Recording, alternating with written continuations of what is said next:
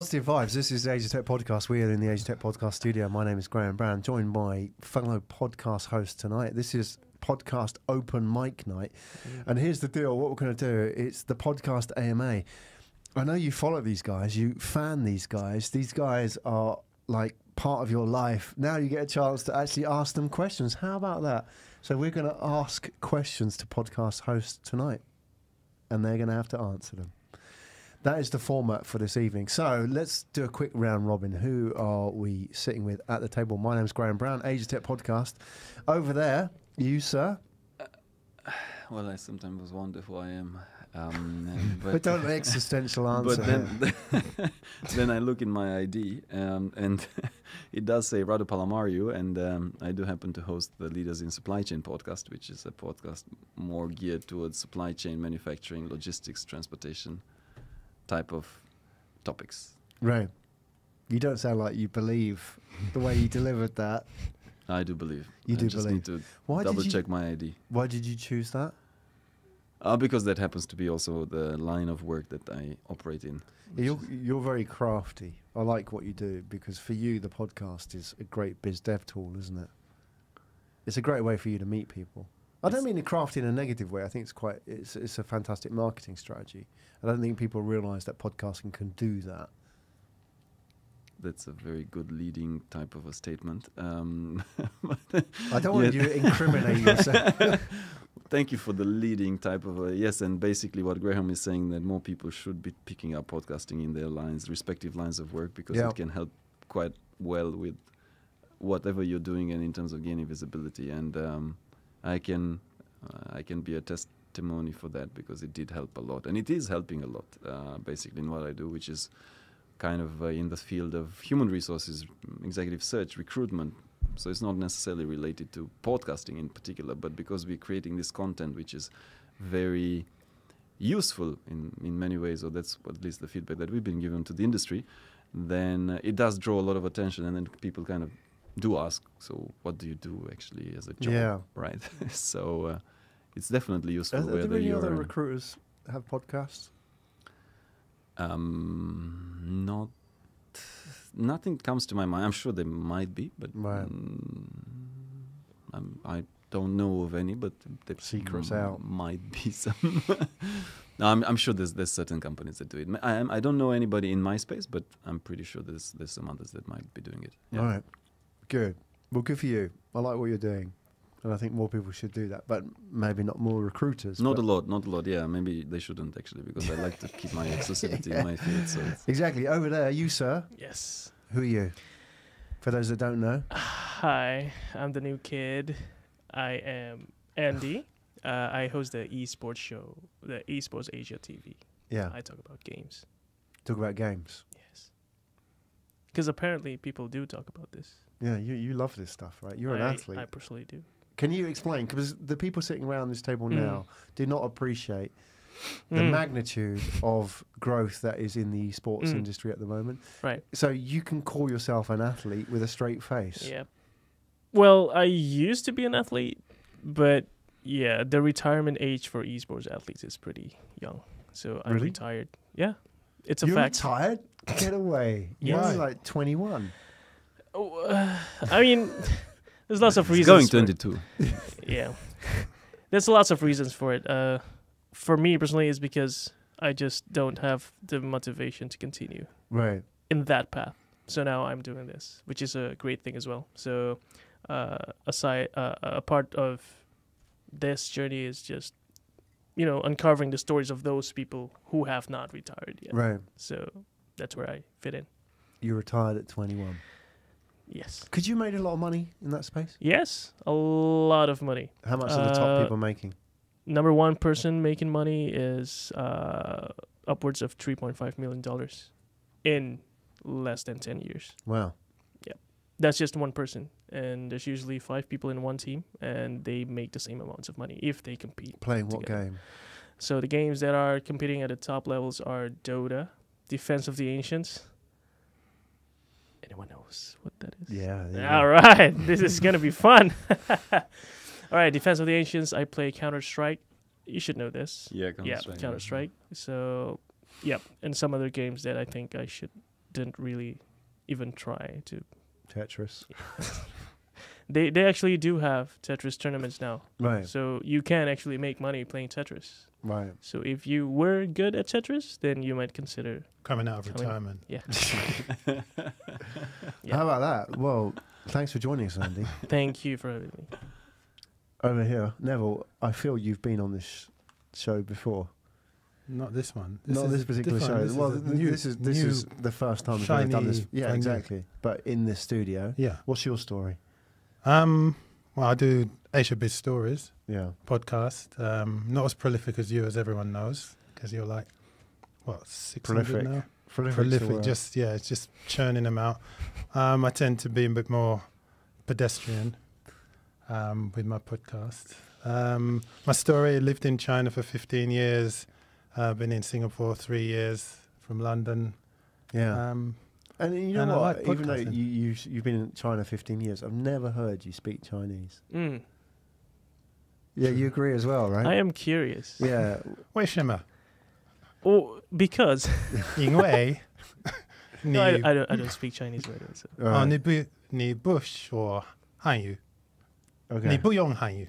All right, fine. Okay, I get it. But I because like we've had plenty of opportunities to hear your Mandarin. Yeah, 因为我住在新加坡，不过新加坡人不喜欢说跟我说汉语。Ah. Oh, they don't think you speak Mandarin. 他们我说汉语，他们 How's your 不用 Mandarin, 汉语。 Radu? No. Yeah, I think I would understand, but your accent's quite strong. Yeah, Beijing. Oh, that's why. Yeah, that's why. Yeah, Shanghainese myself. Yeah, basically, I said living here in Singapore people prefer speaking English to me. Yeah, I heard that. I got that. Yeah, I know you got it, but Radu didn't. Yeah, for Radu. No. They haven't figured out that you speak Chinese by looking at you. No. It's not obvious. All right, 3 years, I'm forgetting it. You're Welsh, so that's drifting away. Almost. I can actually feel it oozing out. Okay, let's get this on the table. We are all podcast hosts and we're in a podcast studio. I want to ask you, before we get started, and whoever gives the best answer then gets the honour of asking the next question to whoever they choose. How about that? So, last month, the big news was the Spotify acquisition of Gimlet Media for 200 million. And then on top of that, another 140 million for Anchor, which is like the podcasting platform. I'm not sure if it's 240 and 100 or 200 and 140, but it doesn't matter. 340 million to acquire Gimlet Media, which are a podcast house, a podcast agency in the US. And apparently they still have 160 million in the bank to acquire podcasts. How about that? They got $500 million earmarked for podcasting. So, first of all, what does it mean to you? Does it change anything? Does it come up in conversation? Does it affect your plans in any way with your podcast? What do you say? Neville, to yourself, 500 million out there. Yeah, for me personally, it doesn't change anything unless they knock on my door. Right. And well, that say, ain't going to happen. Yeah, it's not going to happen. But I don't really think it changes that much because first they've got to work out how they're going to make money from it. And Gimlet, I don't know if Gimlet is making money and how it fits in with their plans overall because, they've got to make it easy for people to download podcasts. If they can't do that, then it's just another podcaster like what we're doing. Right. But they made 200 million. Oh, Gimlet. That's the differentiating factor. So yeah, but have they? I mean, how much did they spend? I know they bought new studios. They fitted out a new studio. I don't know how much they spent on that. They've probably got other investors that are pumping money and they've got to pay all their staff. So, yes, it's nice, but it's still podcasting on a broader scale doesn't generally make money. Okay. Interesting. Radu, what about for yourself? Was that interesting news for you? Does it change anything? Does it alter anything that you're doing? No. Short answer from me. I didn't particularly read the news. I mean, I know that you've posted it a few times and you were very excited about it, which is great. That's the short answer. What's the long answer? Basically, I didn't read it in detail. So for me, podcasting is not really. I don't plan to. Radu. Someone's knocking. Yeah, Radu. We got 150 million for you. Yeah, right. That would change everything. Yeah, definitely. Well, I do hope they give me that money. Let me ask you a question as a follow-up. Is that do people get it when you talk about podcasting? Do people understand? Like when you say you have a podcast, what's the sort of reaction that you get? Depends. It depends. It's funnily enough, we've gotten lots of interest from US. So I think in US it's a very mature type of a market. So we're getting a lot of people reaching out from there, and they want to be featured and that type of stuff.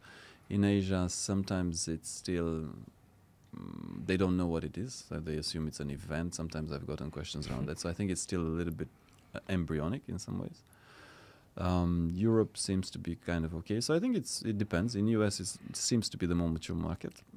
Asia is definitely picking up, and I happen to be in Asia, so then obviously, and we all happen to be in Asia, so definitely I think we're trying to make it work, and it's just a matter of time. But yeah, I don't know, these acquisitions, there's definitely interest. There's definitely more people taking up this medium of getting information, right, which is just pure audio. Will we, the four of us, or whoever else is doing podcasts, make money because Spotify acquired? I don't know. I don't know. But definitely in the overall scheme of things, more money being pumped into it does mean that more people will tend to find out about it. And Spotify being such a big channel, I assume more people will know about it. That also means that it may get more crowded. But in the overall scheme of things, I think if you put out good content, typically people will follow you. So, yeah. Are you on Spotify? There you go. Yeah, they really asked me. At the beginning, I said no, and I said, okay, never mind. Since you bought this company for 200 million, I'll join you. So. Okay, really? I'm joking. Yeah. Yeah. We get the rub. Andy, what about for you? Does it change anything? Does it mean anything? I mean, you're not just a podcast, but... Right, I have to agree. Personally, I don't think it's going to affect what I'm going to do. I'm still going to continue producing content. But I think it does help when it comes to distribution, because Spotify is a big channel, right? And when it comes to millennials or the younger generations, Spotify is like a must-have on their mobile phones. Are you a millennial? I am. Barely, but I am there. But You're almost like Generation Z, aren't you? I'm, borderline. I'm borderline, yes. Right on the cusp of being a Gen Z. Right. But yeah, the point is, it's going to help with distribution, because Spotify is invested there. Then they're going to think about how they're going to promote new channels. They're going to promote discovery. So people who are starting out with podcasts are going to be able to promote their content more easily and distribute that more easily. So it's either going to help you become discoverable, or it's going to crowd out like what the others have said, right? So it's a toss-up. I don't really know what's going to happen, but it's definitely a move that's going to encourage more people to, look more into it. Yeah. So I think it's helping. Yeah. Yep. Cool. Good. Agree with you. All right, so let's kick off with the questions on the Ask Me Anything. You haven't answered the question. Yeah. No, because I asked it. Do you want me to answer it? Yes, please. Right. I think it's a good idea. You might have inside knowledge. Well, yeah, I do, so I've got to be careful. I think it's good. Yeah. Short answer. There you go. It's definitely good. A big brand. I mean, we talked about esports, how important it was, for example, like esports at the Southeast Asia Games. How important that is, like the validation. There's also a validation with podcasting, with Spotify coming in. There's also Himalaya. It's $100 million they've got. They're throwing into... Himalaya is a new podcast network being launched in the US, right? Not Zimalaya in... Himalaya, but Himalaya is the biggest shareholder in Himalaya. Right, exactly. Because Himalaya is Chinese. Right, exactly. Right. So, and then Himalaya is launched with $100 million. And they're creating content. So I think it's only good in the sense that there's a lot of people out there doing podcasting, not making money. Fine.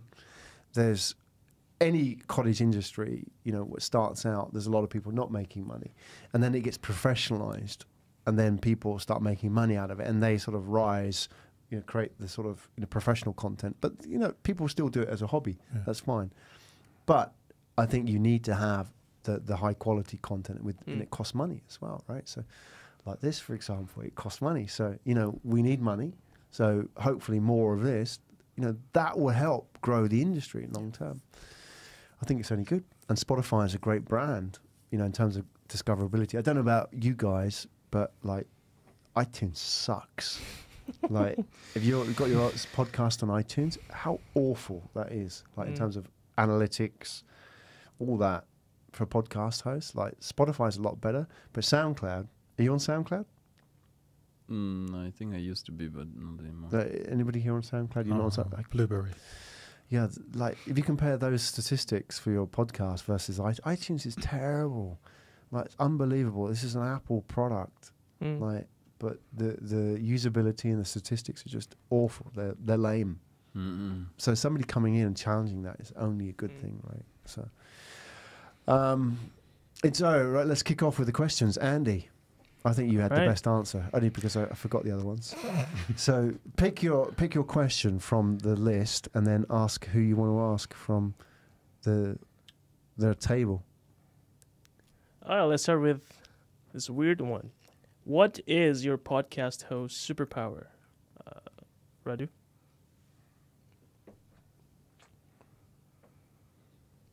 Wow.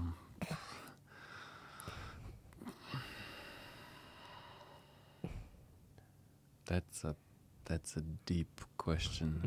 In the world of adventures and Marvel and Batman, and I don't know what is my podcast host superpower. There is in the football analogy, that there's this guy called Jose Mourinho who used to say that I'm the special one. Yeah. And then the coach of Liverpool, Jurgen Klopp, said I'm the normal one. Well, if I'm to use that and this superpower of host, I'm going to reframe the question and I'm going to say I'm the normal, no superpower podcast host. So I'm not sure I'm answering at all, but I'm ditching it.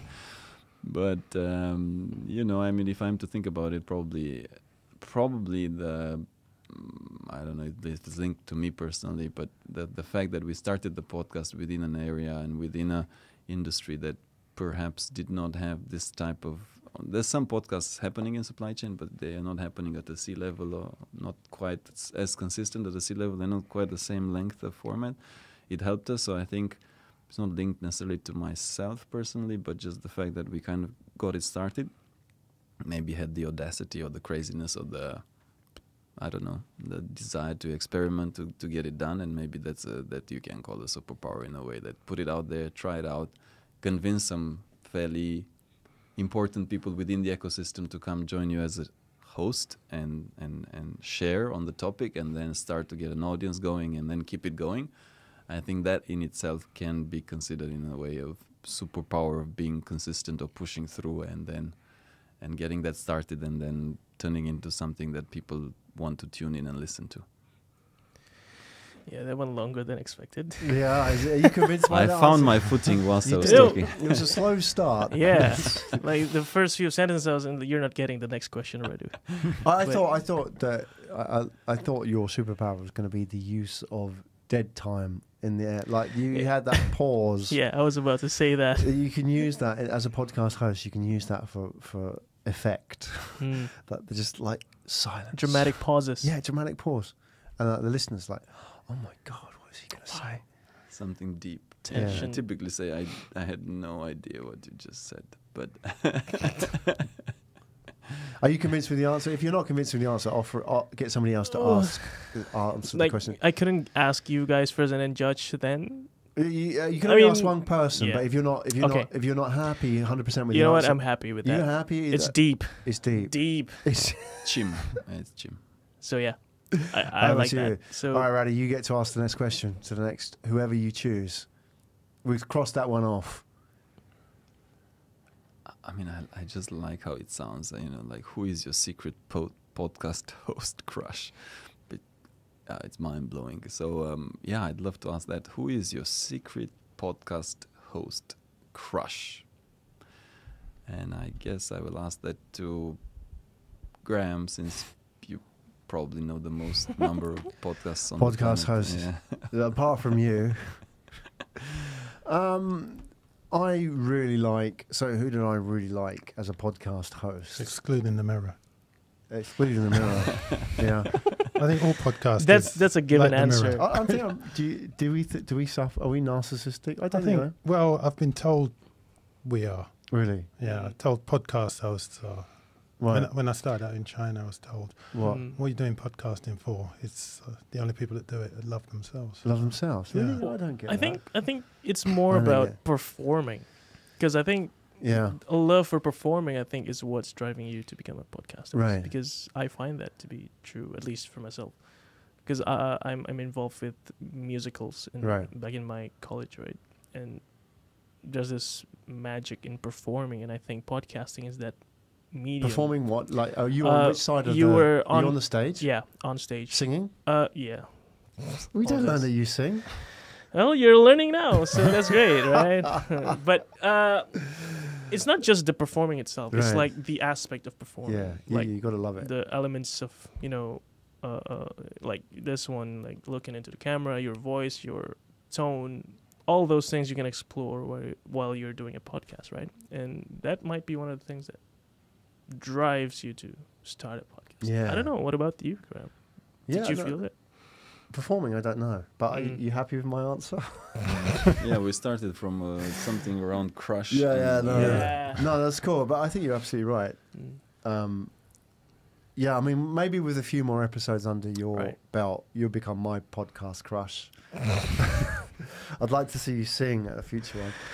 But I think there are two people I would say that I really admire in terms of what they do, just because mainly a lot of people hate them. One is Joe Rogan. I think he's just amazing in terms of what he's done for podcasting. Really great. I'd love to do what he does, which is basically just do podcasts about what you want to do. Like, I want to do a podcast about meat. He'll do a podcast about meat and get like 3 million views. I like that. There's a certain sense of it's heroic, I think, to put yourself out there and face the criticism. He doesn't care. It's great. Joe Rogan Experience. Old school, I'm a big fan of Howard Stern, because I think he's just like, he is probably one of the best interviewers in the industry, without a doubt. Once you get beyond the idiocy of some of the guests that he has on the show, the strippers and the dwarfs and all that stuff, he's amazing. As an interviewer, he's just phenomenal.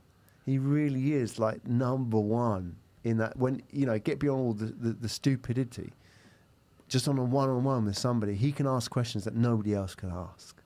And I'd love to be able to do that. Like the kind of really personal questions.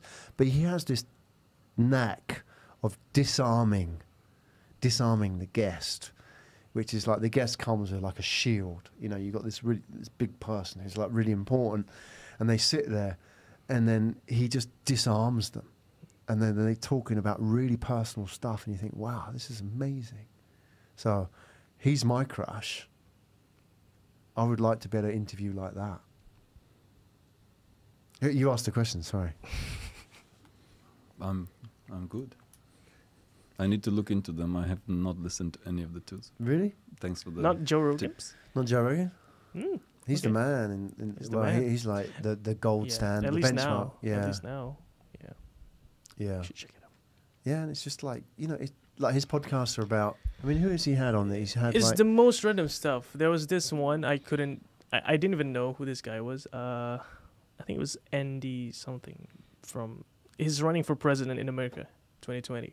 right. I don't know this guy, but once I started like tuning in to the episode, like, I was hooked. Like it was 2 hours long. Right. I sit through everything. Like, it's just so interesting, and he manages to do this with anyone he brings onto the show. Yeah. So I think that's one of the things that I find great in his show. I don't know how he does it. Exactly, right? How do you keep running that 2 hours, coming up with the questions? Like, because I find that to be pretty exhausting.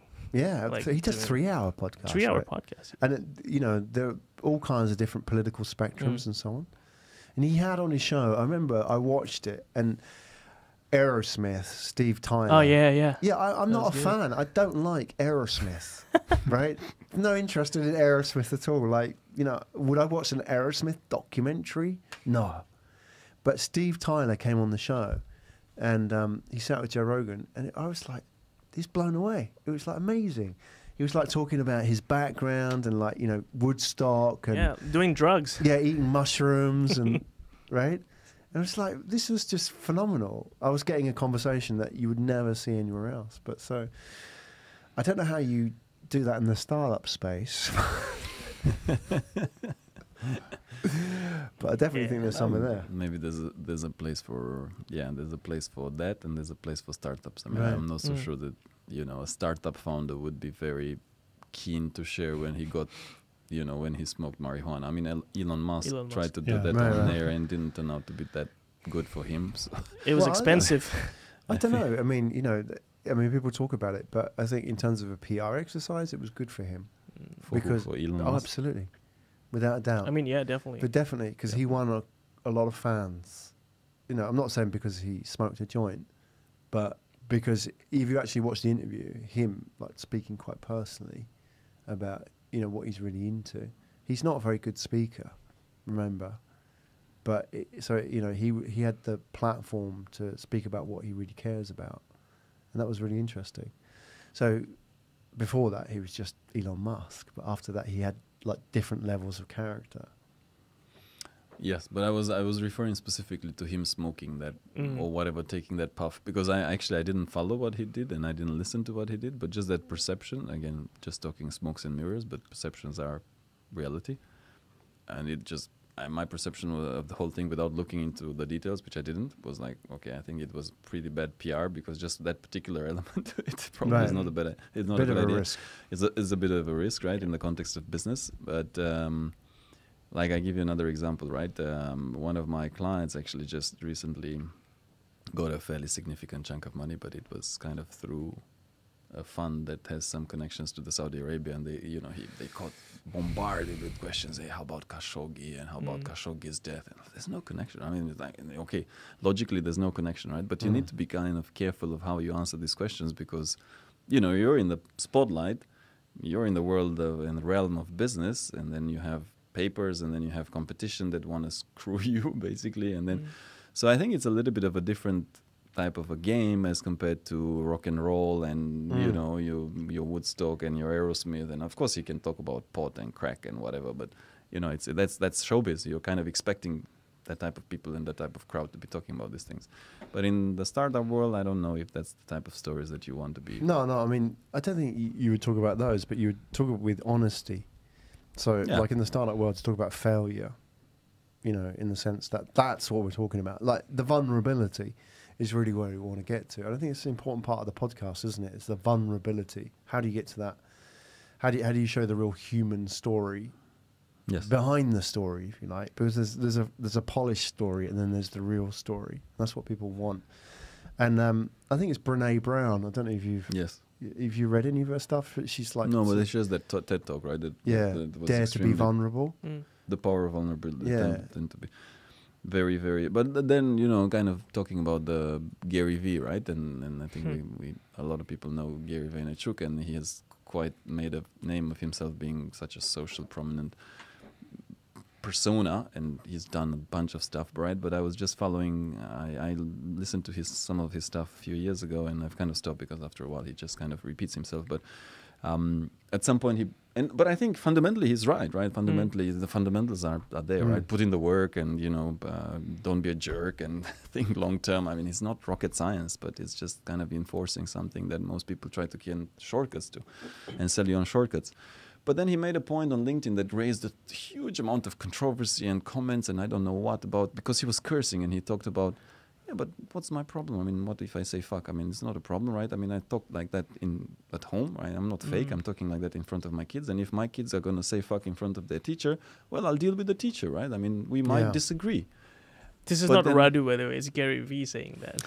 But my point was that I was trying to make, and in the context of business, it's very easy for vulnerability is one, and I'm all for being vulnerable and authentic. I guess maybe the point is authenticity, right? I mean, let's just not try to blow ourselves out of proportion. Let's just try to put the reality out there. But there's a fine line when you start, you know, things like cursing or smoking pot, or people miss the point. Yeah. You know, and I think there's people that are overdoing it, and maybe myself, maybe all of us at certain stages of our lives, they overdo certain thing, and then basically the rest are like, yeah, it's like, what's up with the story? Actually, you're just smoking pot, right? But no, that's not the point. The point was like, look, and things are not as shiny as you think, and you know, you run through hardship, but people miss it because of this small. Yeah. So that's where the give and take, right? I mean, like, you gotta be also kind of, I don't know if careful is the word, but you know, what do you share so that people don't miss the point? If the point is, look, it's gonna be hard. This is the real reality. This is the authentic self. Yes, I'm Elon Musk or whoever I am. It's gonna be tough. If you smoke pot, they're gonna be talking only only about pot. the pot. Yeah, unfortunately, that's how it is in the media, right? I mean, we have to look at this as media. Yeah. And there are people who will watch, even like this now, sitting around. There'll be people thinking like, you know, why are they talking about this? You know, the fact is that you put yourself out there, you put yourself out for criticism. So you just got to be careful. I suppose with somebody like Elon Musk, there's a lot more at risk, right? I mean, this is not a multi-billion-dollar listed company, right? Right, so exactly. So those are handlers that come with them, right? So, okay, why don't we jump to another question? Did I satisfy your need for? Because that was a very long question. All right, let me ask the next one then.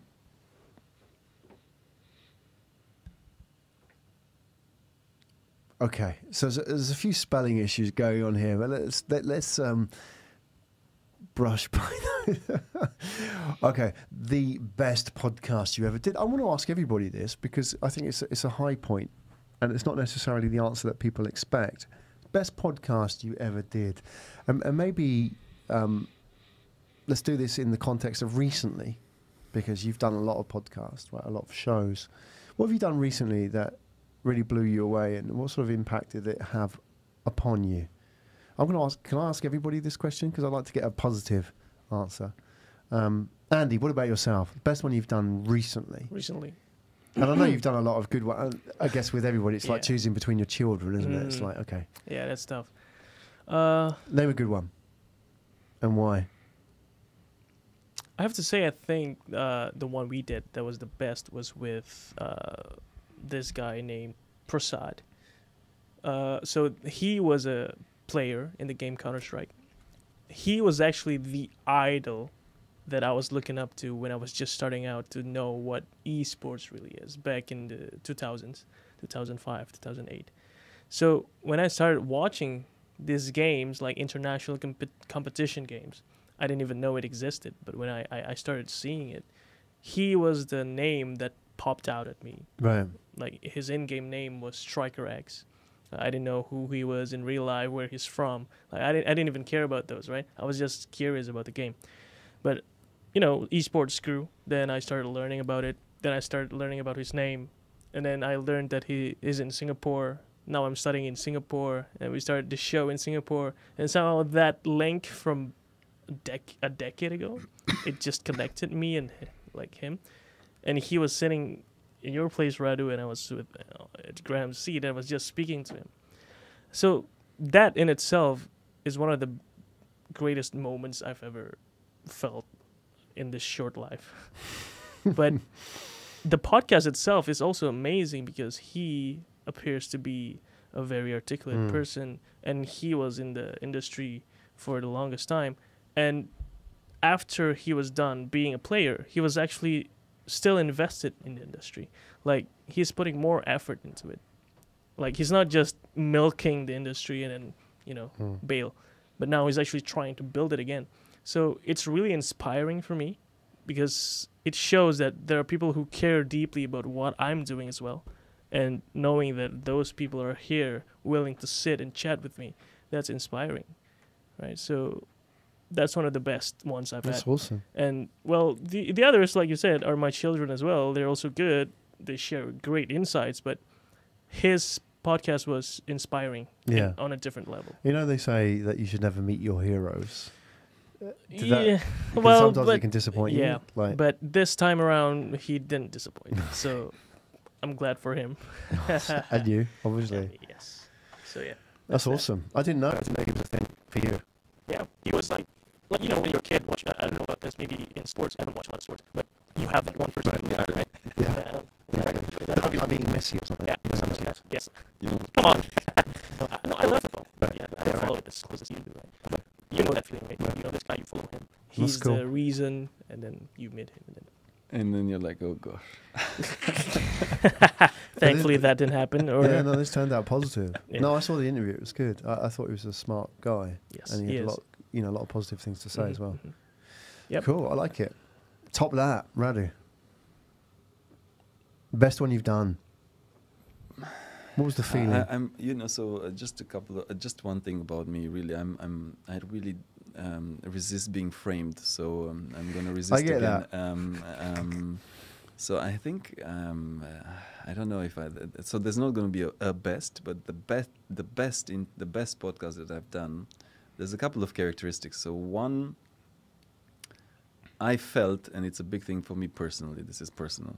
I felt that the interviewer was genuine, authentic, back to the point that we've just touched upon, right? They were kind of no BS type of an attitude, right? Let's put it as it is, and to the best, of course, they're all working for large corporations, so without upsetting anybody, but let's keep it real, right? So, or as real as we can do. So I think that was one characteristic, that they kept it real.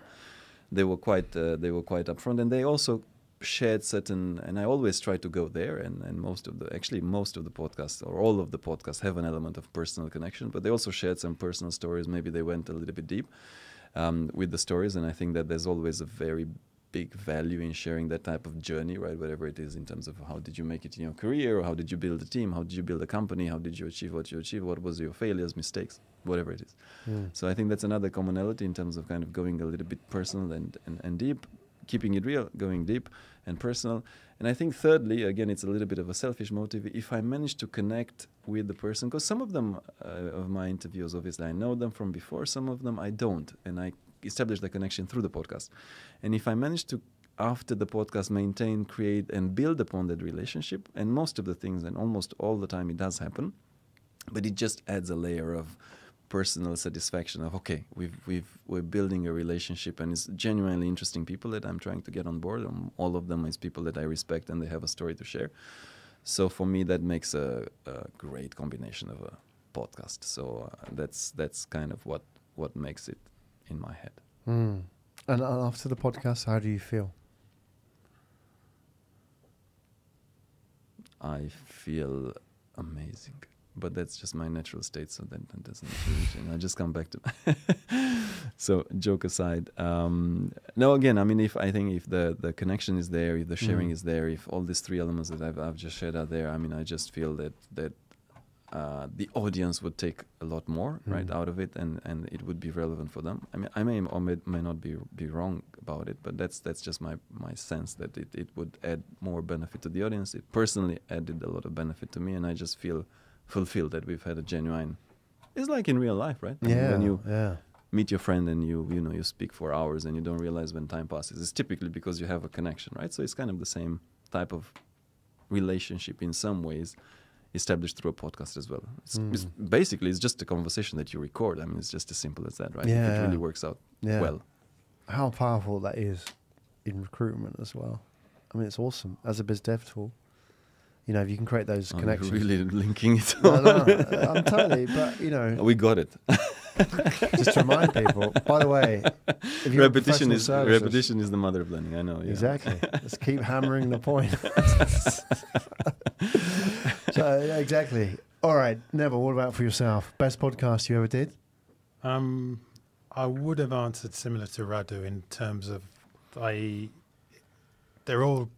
Most of them are good. There are some that I feel are not. But the reason is because when I do a podcast, I'm doing it because I find the person interesting. Yeah. And there's something different about them. They're not sort of, not corporate. Or if they have been corporate, then they're doing something unusual. So the one that sticks out would be 42 that I did with Craig Delarge, who initially worked for a large Japanese pharmaceutical company. And then he's left and he's doing what he calls the Digital Health Project, which is to do an inventory of all the digital health startups or technologies that are around in order to help advance treatment in mental health. So when I do a podcast, I look at it in that, in a way, I can help someone like him to advance his cause. So this is so that and plus in during the conversation, I found out a lot of interesting things that you don't necessarily find out just by asking. So what do you do? Oh, I'm doing a startup. A lot more personal. There's a lot more personal stuff that gets revealed, even if it's not during the actual conversation, after and before. You find things out. Sometimes I make a conscious decision of what I'm going to keep in, or ask if there's some things I know beforehand, and I might not ask during the podcast because even although I might be able to get them to answer, I just feel it's a bit too revealing because I think you don't want to go there.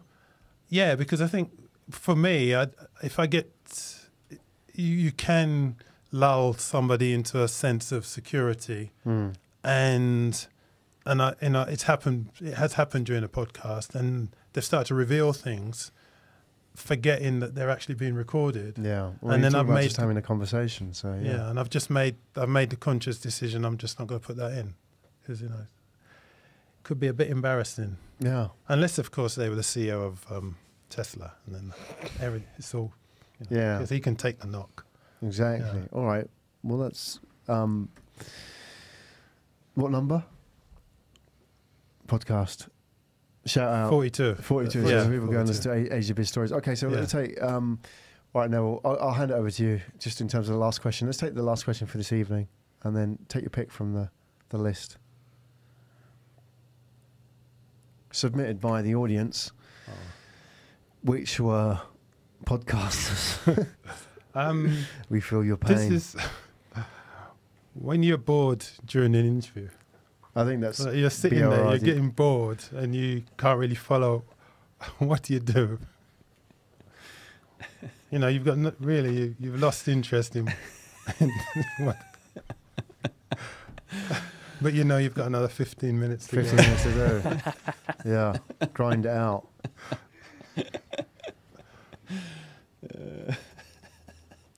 Who are you asking? Oh, I want to ask you, but I'm going to ask Andy because I've never been on a Right. podcast with Andy. Right. The question was bored, right? Yeah, you've lost interest. You realise it's not going anywhere fast. I don't know if there's 15 more minutes left. yeah. Or What do you 20. do? Yeah, What are the like tactics? you were on just I understand. I don't know if I've ever been bored. Maybe because I haven't done that many podcasts, but I have done a few that felt to me that it wasn't going in the direction that I wanted it to go originally, right? Yeah. Well, yeah, that's a bit tough because I had thoughts running in my head like, what should I ask next? Like, oh, damn, he answered so quickly. Come on, say more, man, say more. Like those are the things that's running through my head, but I can't really do anything about it, I guess, right? So I just have to keep listening. I think just pick up all the smallest things that the guest, he or she have said, right? So that's the only thing I can do, honestly. Not much to do there. Does anyone else want to? Riley, what do you do? I haven't really been in this situation. I think there are difficult guests rather than being bored. That's probably more like it. Is there some guests who don't free up a lot of information? Yeah. Who take a bit of work? That's natural. I mean, you're going to get those. The more podcasts you do, the more likely you are to get those. I think it's a matter of kind of getting better at asking follow-up questions, right? So if the answer is too short or if they're kind of elusive, I mean, I don't know if they're elusive or they just maybe just the way they speak or they just don't realize it. Not everybody is a public speaker in its own right. So then it's kind of like, okay, how do you probe and how do you kind of almost get the words out of their mouth, right? And they're trying to make it really tangible and practical. And I think that's a skill to master. I mean, I do remember that one time there was something that was a little bit. It was the only time that there was something that was too scripted, and I didn't realize that he would actually get his corporate communication to draft the answers to the questions that I had sent him. And then when I saw it, and I just saw it whilst we were recording, I'm like, okay, that's not great. Did he stick to the script? I mean, I don't know because I didn't read particularly whatever but it seemed like he was kind of, so then I really tried to let's ask some questions that were not on the piece of paper. Oh, so you did that? You asked questions off script? Yes, I asked questions off script. I mean, I always tell them, look, I mean, the questions are guidelines. I mean, I'm not going to deviate too much, as in, I'm not going to ask you about cats, but I might ask you something outside of that, and if you say something that prompts me to say something else, I will do that. So I tried to, and actually the connection was when I asked those questions, because then he was forced to kind of, and he was actually a very genuine guy. It's just that the company was such a corporate machine that he had to kind of follow that. So whenever I threw him off, he actually responded genuinely. But still in the overall scheme of the podcast, it was maybe 20% of the time, right, and 80% was fairly scripted. So you interviewed corporate more corporate guys or girls or women, and do you find the difference between non-entrepreneurs or if you? Definitely. Yeah.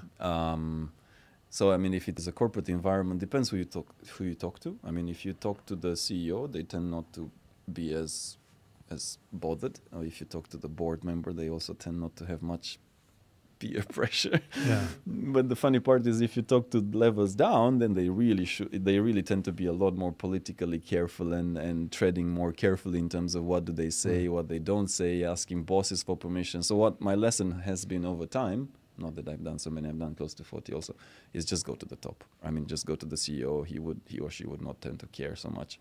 Or go to the board member. They don't need to ask for so many approvals. If you go, for example, now I'm having a case where I'm going to a company, to the CEO of Asia, and he needs to ask the headquarter for permission. So then I realized, I might as well just have asked the global CEO. He would not have had to ask anybody for permission. So of course, it's much harder to catch the global CEO, but I'm just saying that from a corporate com perspective, it's, it happens much faster. Do they actually get in trouble if they say the wrong thing, or is it just a perception they have? Because I hear it a lot. If I meet a corporate person and they're talking about what they can and can't say, but I don't see. I've seen it, not in this podcast, but I'll give you an example. I did a podcast many years ago when I was in marketing and telecoms, and I did a podcast with Red Bull, and somebody had left Red Bull, and they'd spoken about Red Bull, and then that filtered back through all the network. They didn't say anything negative. They just sort of said like quite revealing stuff about their strategies, because everybody wanted to know about how Red Bull did their marketing, because obviously they were like number one. And it filtered back, so all the Red Bull people knew each other. So, that person then came back to me later on and said, I've just received so much shit from people. Like that person said, like, you said that on that podcast, and they didn't even listen to the podcast, but it filtered out.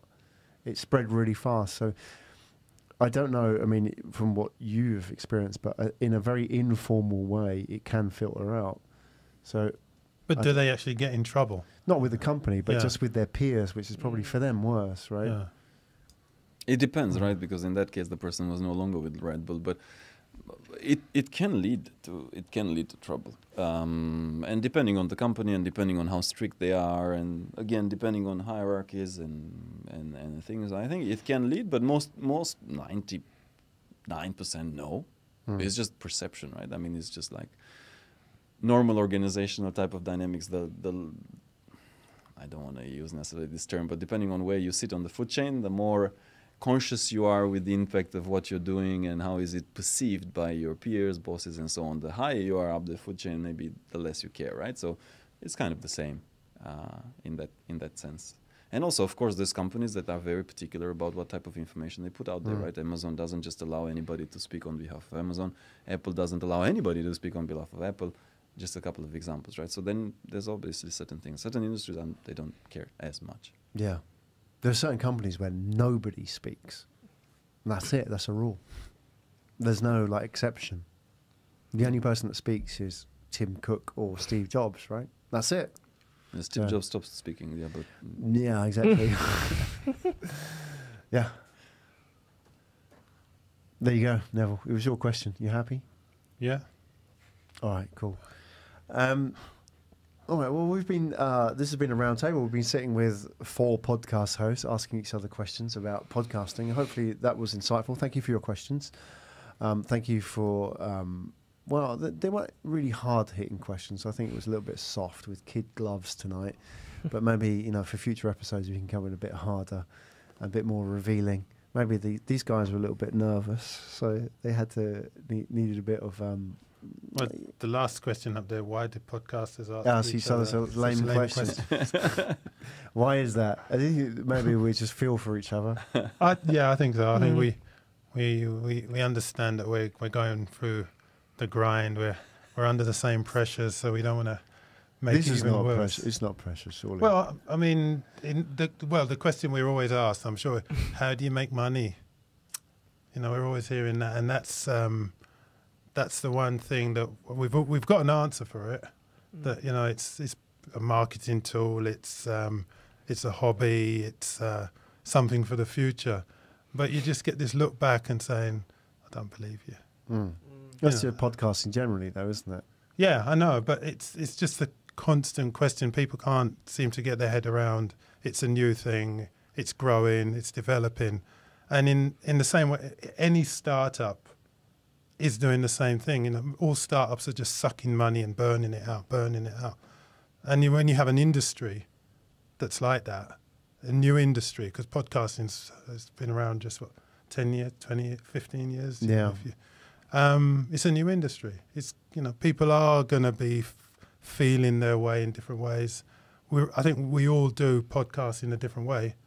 We've all got our version of it. So, you know, it's going to take time. Yeah, here. Well said, Neville. I think it's going to take time. This great thing, we're all doing 4 different versions of doing a podcast here, very different ways. Yeah. You know, we're all monetizing it in different ways. So, over here, he has a Patreon account. If you want to donate to his podcast, you want to support it. Over here, obviously, it's a front for his recruitment business in a very positive way. I want to get that out. Great business development. Thank you very much.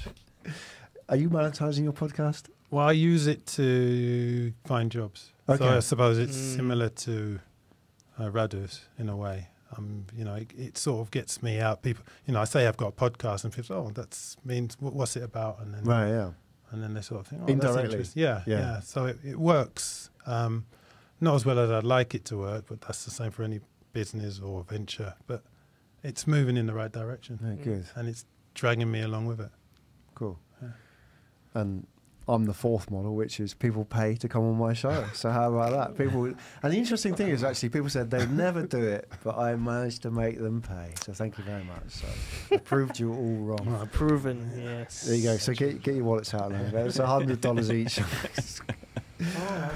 All right, thank you very much, everybody. We're signing out from the Age Tech Podcast Studio. Hopefully you enjoyed this insight into the world of podcasting. We'll put all the details of the show notes for every single one of the podcasters here tonight. If you feel so moved that you want to go and check out their individual podcasts and subscribe and give them 5 stars on iTunes, Spotify, whatever it is that you follow them on, and let them know. If you do follow them, then please comment and let us know in the comments to this YouTube video down there.